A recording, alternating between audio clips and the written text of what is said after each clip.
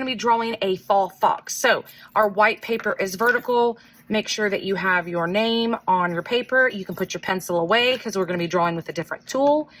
Make sure that when you flip it over, that you have it vertical. Today we're using a permanent marker. Please make sure that you use the permanent marker responsively. This means you should only be drawing on your paper. You should only be drawing on your paper. This will stain your clothes. It will stain your hand for a while, and it will definitely stain my table. So make sure that you're using it correctly. We are going to take our paper first. We're going to fold it. Take the bottom of your paper. You're going to fold it to meet the top of your paper. Once they're lined up at the top, go ahead and crease it. Open it up. This is going to give you the invisible line, which is the middle of our paper. We want to make sure our fox head goes above the line. Our fox body is below the line. So again, permanent marker, we're going to take the top off, put the top on the back so it doesn't roll away. If it doesn't stick to it, just make sure you set it like this so it doesn't roll off. So we are going to start with our fox's head. Our fox's head is kind of like a football shape. Not quite an oval, there are points to it. So what we're going to do, this is the invisible line right here. So I'm going to start with the curved top, making sure there's room for the ears, and then the curved bottom. Again, it's the shape of a football, an eye, a leaf, whatever you want to describe it as. Again, here's my invisible line, so it is above the invisible line. Now right below, right down the bottom of my head, I'm going to draw his nose, and then I'm going to go ahead and color it in. Now from this corner, we're going to be going swooping over, down to the nose, touch it, and then back up to that point. This is where the fox's fur separates from red and white. Okay, the ears. The ears are not on top of the head like horns. They're out to the corner. So you're going to make a point. There's the inside of the ear. And then we're going to do the same shape, bigger. Again, it comes to a point. Then over it, do the same shape. Then we're going to put a dot here for its eye and a dot here. Now for his body, we're going to be coming down, and then we're going to make a bump for his foot. So right kind of where the eye is, I'm going to come down, make a bump, kind of like a circle. Same thing over here. Come down, kind of like a sideways C, I guess is like the shape. And then those lines are going to come up and up. Notice I did not go all the way up. I didn't even, here's my invisible line right here. Here's my fold. Those are his front legs. Now we're going to curve a line in between it.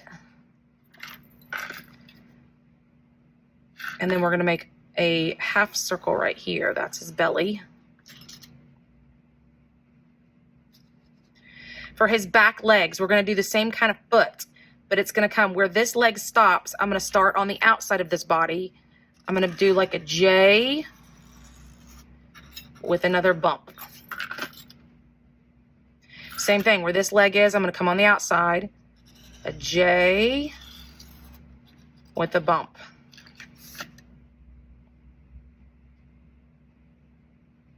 His tail is going to be poking out from here. Again, his tail is kind of the same shape. There was a point at the end, but it's much fatter. So on the outside of this line, I'm going to draw that same shape, but much bigger, pointing out. And then where the red and white, I'm going to put a zigzag.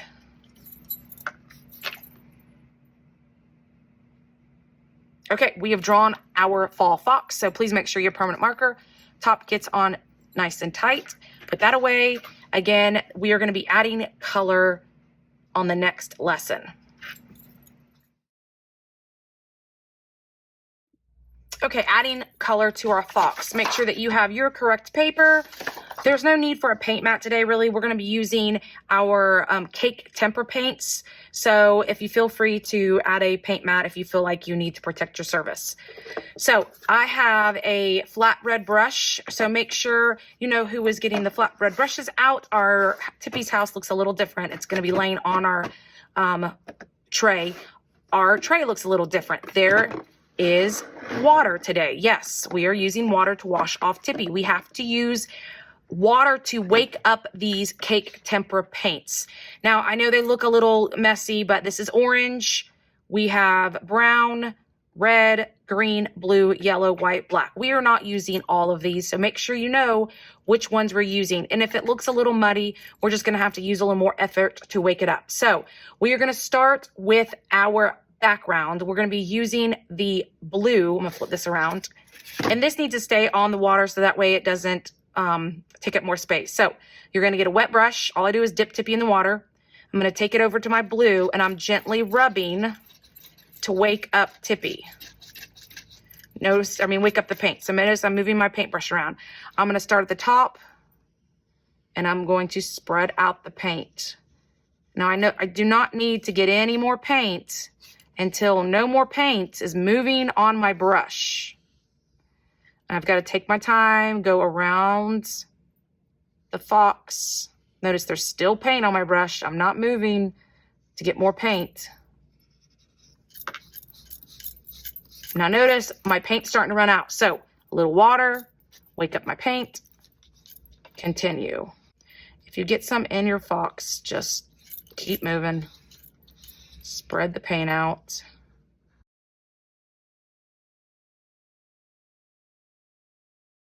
Sometimes I don't even need to get water. I just see that there's a little puddle of paint and I can just get some paint from there. Make sure you go below your fox if you have white space. Okay, so we've got our blue all around our fox. Again, we need to get the blue off, so gently bounce off the bottom of the cup. No water should be splattering or going anywhere. Take it out, and then you're just going to gently wipe off the side. We don't want to tap it. If you're tapping it, you're going to splatter water everywhere. Okay, the next color is going to be our brown, which is, I'm going to move it over here, right next across from the white. So get a brush, wake it up. I know foxes are a red-brown, but we're going to go with brown. So the top part of my fox, this part is going to be the brown.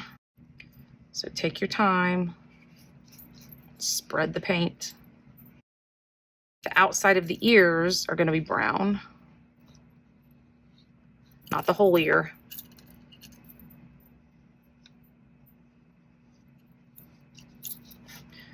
Okay, the body, except for the belly, is going to be brown. The back legs. Okay, the tail. The white tip is at the end, so we just need to paint the part below the zigzag.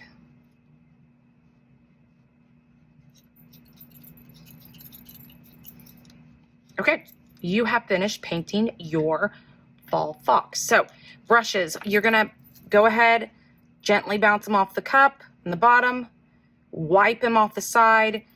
Again, Tippy's house, we want to put bottom down, hair up. If that was your job, put that back on the tray. Please listen, whoever's in charge of getting the tray back to our tables. Be very careful. Again, the paint should stay right here on our tray and leave the water on the tray. All you're going to do is when you get the tray back to the back counters, take your brushes and dump them in our pool. Everybody else, you're going to be listening and waiting to bring both papers back to the drying rack to let our fox dry.